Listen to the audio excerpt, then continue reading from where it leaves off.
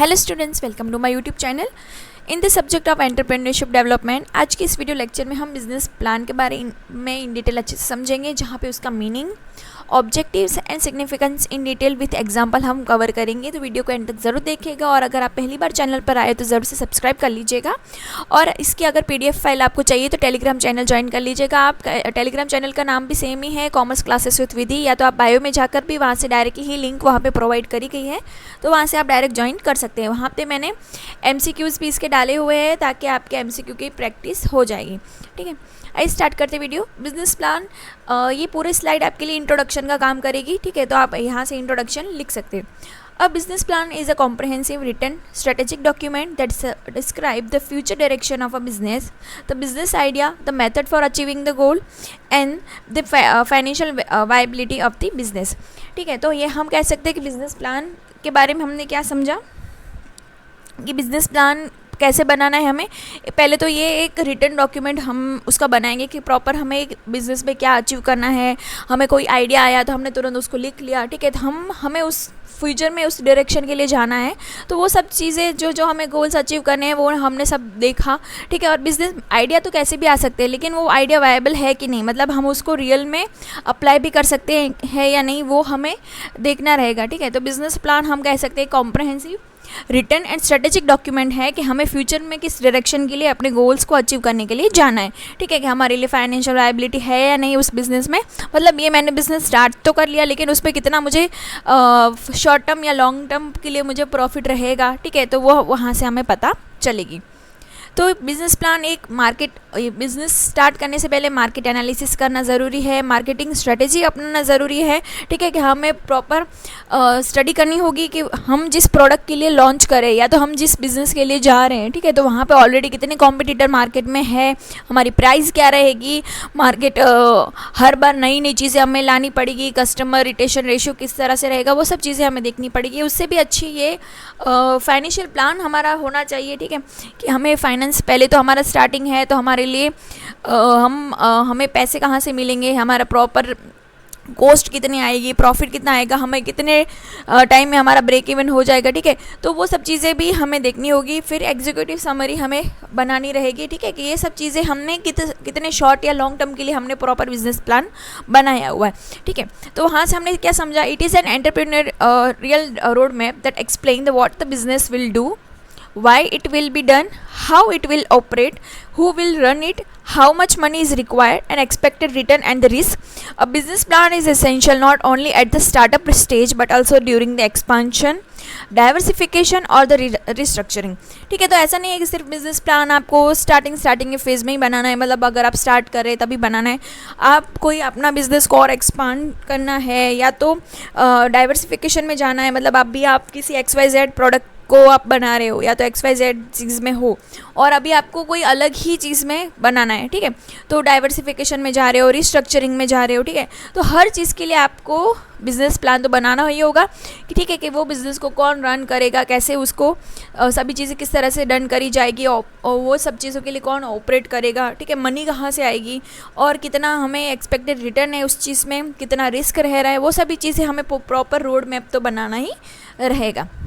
तो की फीचर्स अगर देखें तो बिज़नेस प्लान क्यों बनाना है या तो कैसे बनाना है, एक रिटन एंड सिस्टमेटिक डॉक्यूमेंट है ये, जो कवर करता है short and long term planning हमारी, जहाँ पे market research, competitor analysis and financial projection सभी चीज़ें आ जाती है। ठीक है, मार्केट रिसर्च हो गई।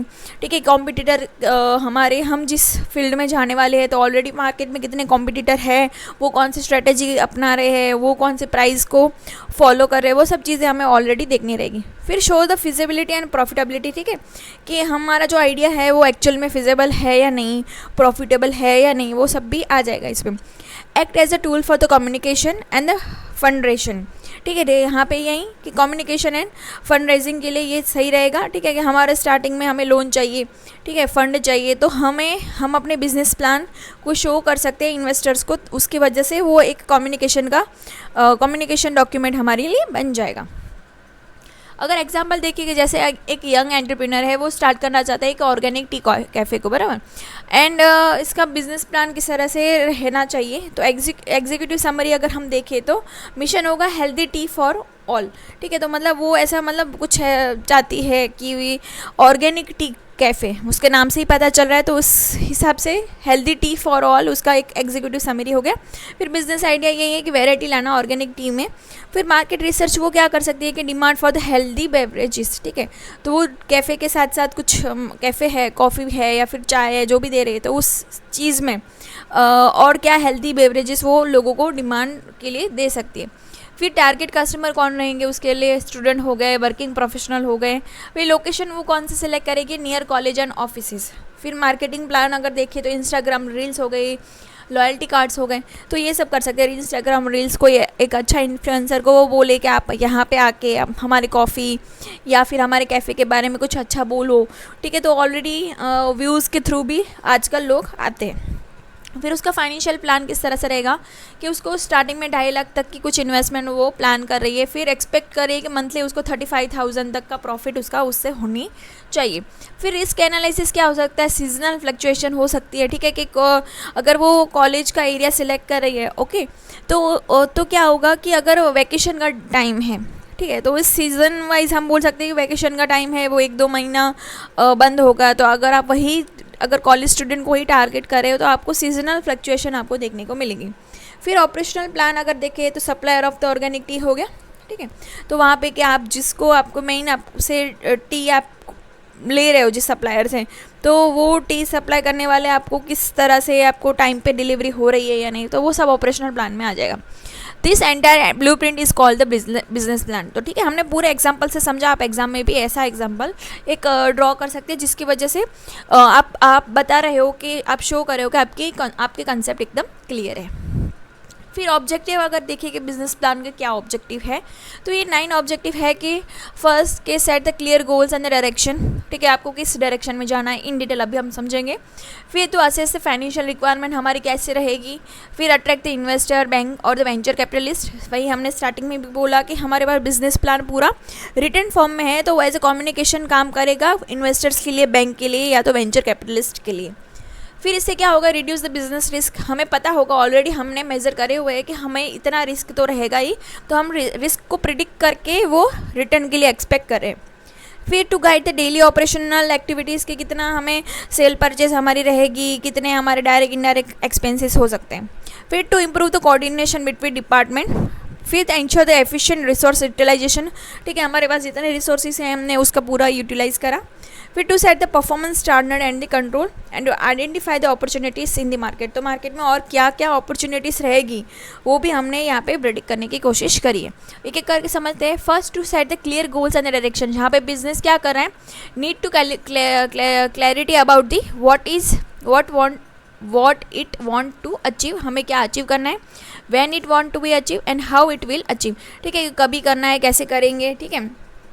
तो business plan provide this direction and avoid the confusion, तो हमें कन्फ्यूजन से क्लियरिटी हो जाएगी कि हमें इसी डायरेक्शन के लिए जाना है। जैसे कि आप अगर गोल अपना सेट कर रहे हो कि मुझे 85% 90% एग्जाम के लिए चाहिए, तो हमें ये अचीव करना है, 85% अचीव करने हैं, कभी करने हैं, ये मतलब ये सेमेस्टर में मुझे अचीव करने हैं, और इसके लिए मुझे हाउ इट विल अचीव, मुझे इसके लिए इतने घंटे 2 घंटे पढ़ने होंगे, इस टाइप से हम प्लान सेट करते हैं।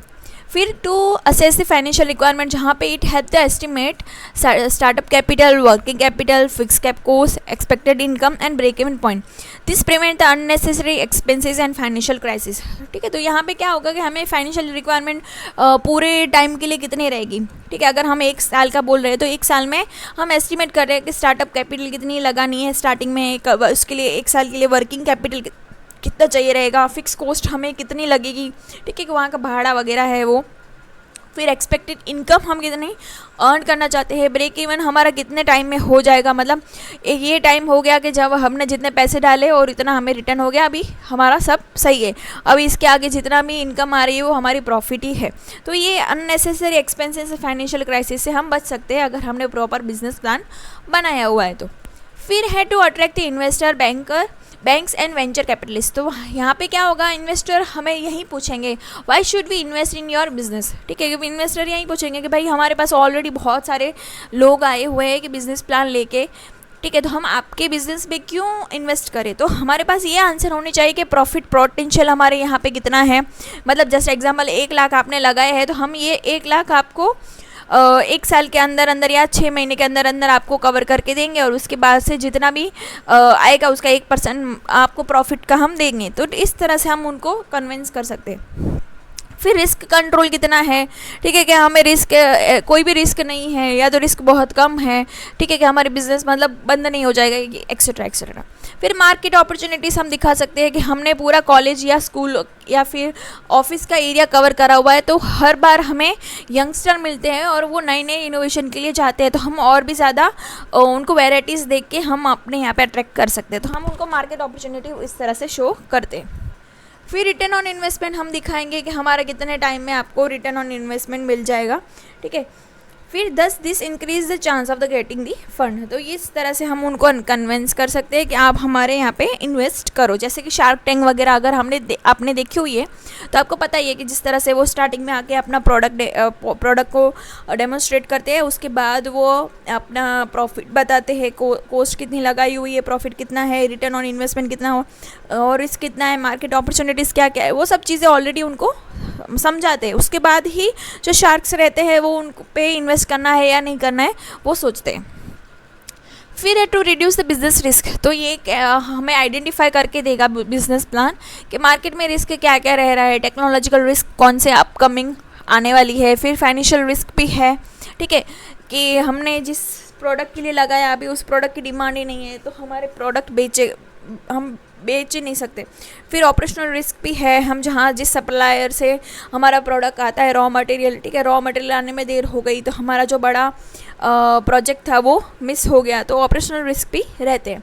फिर proper planning reduce the uncertainties and increase the stability, ठीक है। तो हम अगर प्रॉपर प्लानिंग करें कि हमारे पास अगर हम 1 लाख का ऑर्डर के लिए आते हैं, ठीक है, और रॉ मटेरियल हमारे पास बिल्कुल ही नहीं है, तो ऐसा नहीं होना चाहिए। थोड़ा बहुत अगर हमारे पास रॉ मटेरियल हमने स्टॉक करा हुआ है तो हम थोड़ा बहुत ही सही धीरे धीरे उनको कन्विंस कर सकते हैं कि हमें और 15 दिन का मौका दो, तो हम तब तक हमारा रॉ मटेरियल आ जाएगा और हम आपको प्रोडक्ट बना के दे देंगे, ठीक है। तो इस तरह से हम उनको प्रॉपर तरीके से कन्विंस कर सकते हैं अगर हमारे पास थोड़ा हमने रिस्क को प्रिडिक्ट करके रखा हुआ है।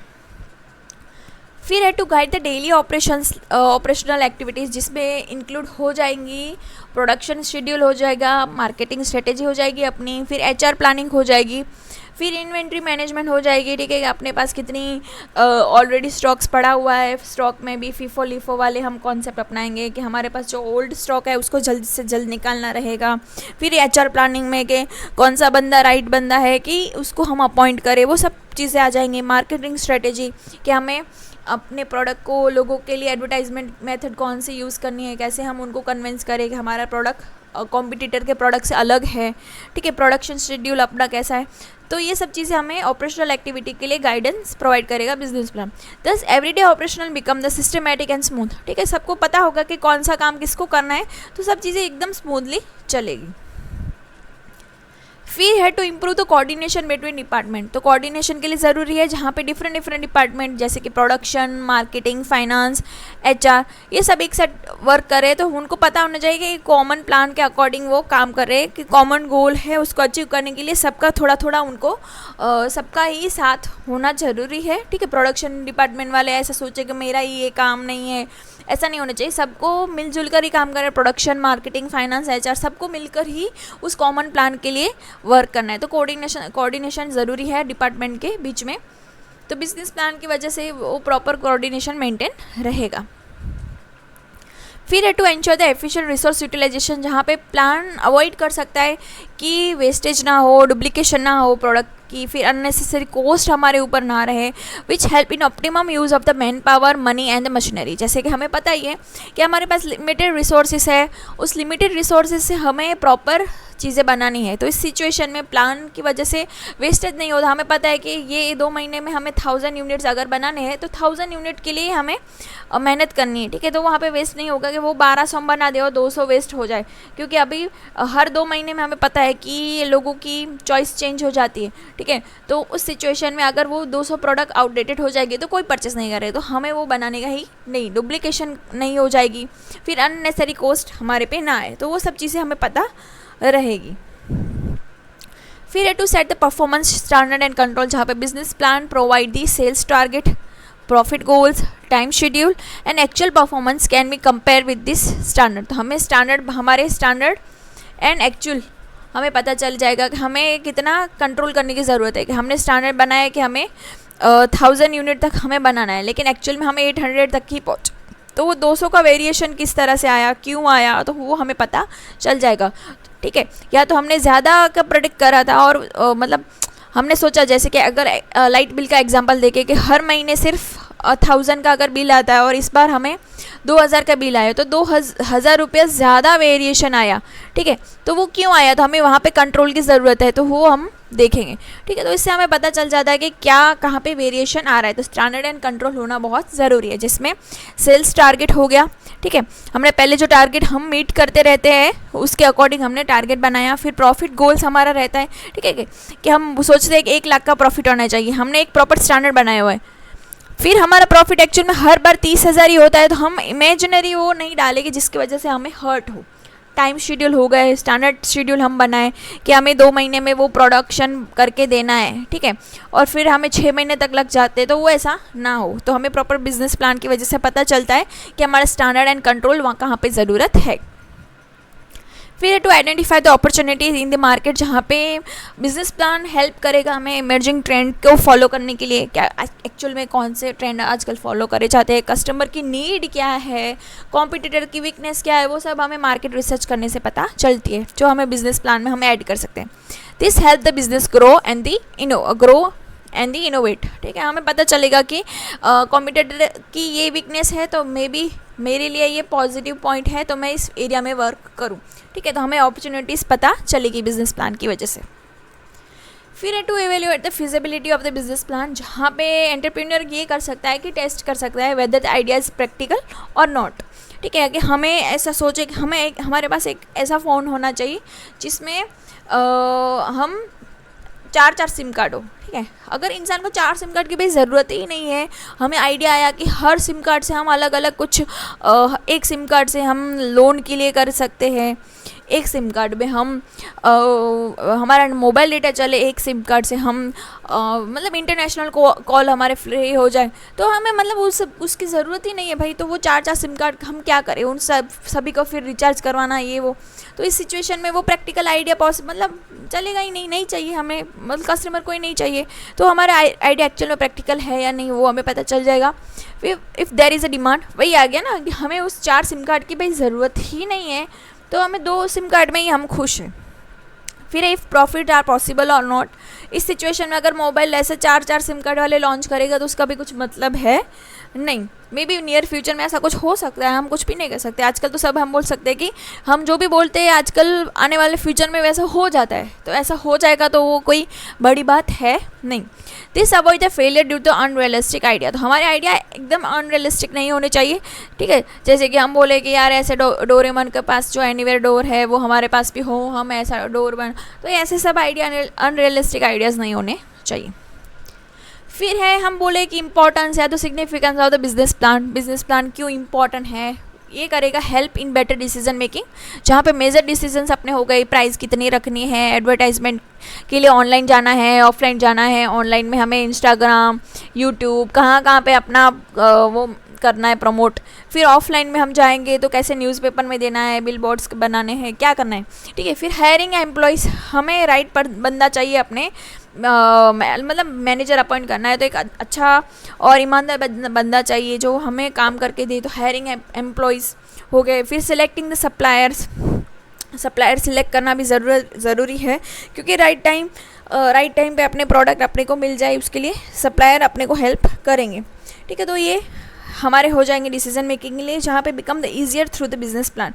तो अगर बिजनेस प्लान हमारा बनाया हुआ है तो हमें प्राइसिंग, एडवर्टाइजिंग, HR, सप्लायर, इन सब की हमें इतनी झंझट मारी रहेगी नहीं। फिर help in rising the finance, जहाँ पे प्लानिंग, विजन, प्रॉफिटेबिलिटी ये सब हमें वहाँ पे मेंशन करनी रहेगी, जिसकी वजह से बैंक एंड इन्वेस्टर हमारे बिजनेस स्केल में इन्वेस्ट कर सकते हैं। तो ये detail plan increase the investor confidence.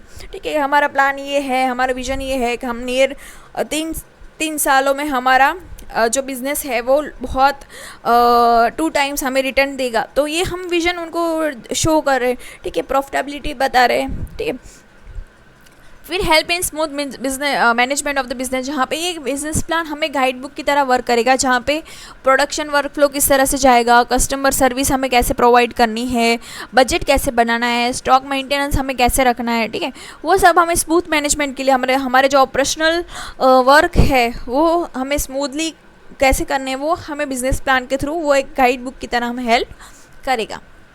फिर help in predicting the future problem, जैसे कि विद द स्वॉट analysis for and forecasting the business can predict the seasonal demand क्या होगी, हमें पता चल जाएगी, ठीक है, कॉम्पिटिटर कौन से नेक्स्ट मूव ले सकते हैं, प्राइस को बढ़ा या कम कर सकते हैं, कॉम्बो प्रोडक्ट लॉन्च कर सकते हैं, वो सब चीज़ें हमें ऑलरेडी हम प्रिडिक्ट कर सकते हैं। फिर कॉस्ट चेंजेस भी हम प्रिडिक्ट कर सकते हैं, ठीक है। तो स्वॉट एनालिसिस जो हमारी strength, weakness, opportunity and threat हमें जो करते हैं, ठीक है, तो वो उससे हम प्रिडिक्ट कर रहे हैं, फॉरकास्टिंग कर रहे हैं फ्यूचर के लिए, ठीक है, तो वो हम बिजनेस प्लान में ऐड करना है।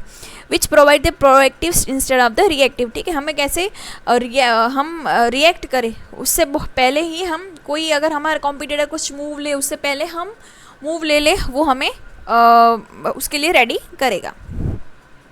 फिर इम्प्रूव द कम्युनिकेशन, जहाँ पे it communicate with the goal to employees, strategies to the manager, vision to the investor, requirement of to the supplier, everyone understand the business clearly, ठीक है। जो भी जो बिजनेस के साथ जुड़े हुए हैं तो उनको ऑलरेडी पता रहता है कि भाई एम्प्लॉयज़ को पता है कि कौन से उनके गोल्स को मेंटेन करना है, मैनेजर है उसको पता होगी कि हमारी स्ट्रेटेजी क्या रहेगी, जो इन्वेस्टर है उनका विजन क्लियर रहेगा कि भाई हाँ कि ये बिज़नेस हमें नियर फ्यूचर में रिटर्न अच्छा देगा। फिर सप्लायर को भी पता रहेगी कि इस बिज़नेस की कितनी रिक्वायरमेंट रह सकती है, तो सबको सब चीज़ें पता रहती है क्योंकि बिज़नेस प्लान हमारा क्लियर है।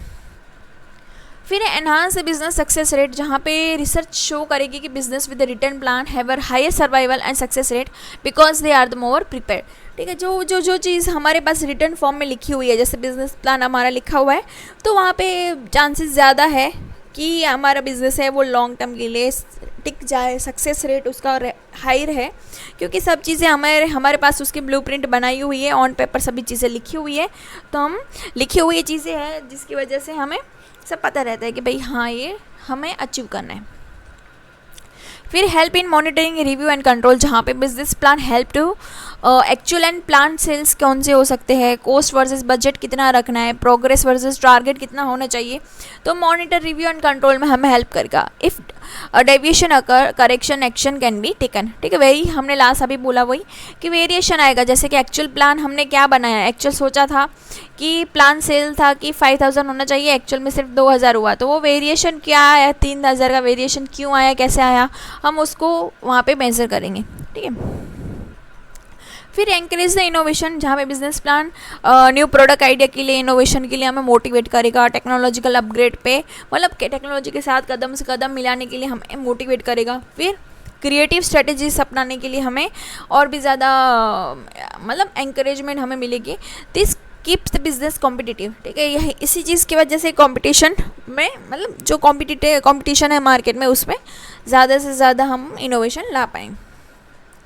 फिर useful for the expansion and growth, जहाँ पे business plan help when the business want to expand, जैसे कि न्यू ब्रांच लॉन्च करनी है, न्यू प्रोडक्ट बनाना है, न्यू मार्केट में हमें शिफ्ट होना है, तो यहाँ पे investor again need a plan before the supporting the expansion. जैसे एक्सपांशन जैसे डिसीजंस हो गए तो इस सिचुएशन में या तो ग्रोथ करनी है, तो जहाँ हमें न्यू चीज़ के लिए जाना है तो बिज़नेस प्लान हमें हेल्प करेगा कि एक्चुअल में हमारी कैपेसिटी है या नहीं, वहाँ पे हमें गाइड करेगा। जैसे कि अगर स्टार्टिंग का मोबाइल एक्सेसरी स्टोर हो गया, तो अगर बिज़नेस प्लान नहीं है, ठीक है, तो रैंडम लोकेशन अगर हमने सिलेक्ट करी, हमारे पास कुछ आइडिया नहीं है कि कस्टमर की डिमांड कितनी बढ़ेगी, कम होगी, ओवर परचेसिंग स्टॉक, हमने ऐसा सोचा कि भाई हमने नई शॉप खोली है, 5000 कस्टमर आ जाएंगे एक महीने में, और एक्चुअल में और इसके लिए हमने 5000 हमारे पास हमने मोबाइल ले लिया नहीं, ठीक है, तो इस सिचुएशन में नो प्रॉफिट एस्टिमेशन, हमारे पास प्रॉफिट का कुछ एस्टिमेशन नहीं है, लॉस के चांसेस हमें वहाँ पे बढ़ जाएंगे, ठीक है। 5000 का सोचा है, एक्चुअल में हमारे पास सिर्फ 1000 ही अगर उस महीने में आए तो हमारे पास कितना हमने एस्टिमेट करा था उससे तो कमी आए, तो वो हम ऐसा कर सकते हैं। लेकिन अगर बिजनेस प्लान हमारा बनाया हुआ है तो हमने प्रॉपर पहले मार्केट सर्वे करा कि student prefer the fast charger and attractive covers, फिर लोकेशन हमने ऑपोजिट द कॉलेज सेलेक्ट करी, इन्वेस्टमेंट हमने सोचा कि हमें स्टार्टिंग में 1 लाख तक का चाहिए रहेगा, सप्लायर का हमने कांटेक्ट करा जैसे कि wholesale market in Mumbai, marketing plan हम बना सकते हैं, जैसे कि हम कोई कॉम्बो ऑफर दे दे, सोशल मीडिया एड्स दे दे। फिर प्रोजेक्टेड सेल्स हम लगा सकते हैं कि 30,000 पर मंथ तक अपने को प्रॉफिट होना चाहिए स्टार्टिंग में। फिर रिस्क एनालिसिस हम कैसे करेंगे, जैसे प्राइस फ्लक्चुएशन इन इलेक्ट्रॉनिक्स हो सकते हैं, जैसे कि अभी जीएसटी की प्राइस जैसे कम हो गई है तो ख़त्म हो गई है, तो ऑलरेडी प्रोडक्ट सस्ते हो गए, ठीक है। तो रिस्क एनालिसिस यहाँ पे हम कर सकते हैं। फिर ब्रेक इवन पॉइंट हम सोचे कि 5 महीने में हमने जितना लगाया 1 लाख, तो वो 1 लाख अपना रिटर्न हो जाना चाहिए। Because of the clear planning the business run successfully. तो ये चीज़ों को हमने ध्यान रखना है बिजनेस स्टार्ट करने समय। ऐसे ही रैंडमली हमने कोई भी लोकेशन सेलेक्ट करके हाँ ये सस्ते में मिल गई तो हमने यहाँ पे स्टार्ट कर दिया, तो ऐसे बिजनेस स्टार्ट करना नहीं है। अगर शॉर्ट समरी हम आपके लिए मैंने लिखी हुई है, आप यहाँ पे अपनी नोट्स में लिख सकते हो, या तो इसका स्क्रीनशॉट लेके भी अपने से देख सकते हो, ठीक है। मतलब ये की पॉइंट्स आप अगर एग्जाम में लिखोगे तो अंदर का तो आप आराम से समझ के लिख सकते हो एग्जाम्पल के साथ। तो आई होप सो इस वीडियो से आपको हेल्प मिली होगी। Thanks for watching.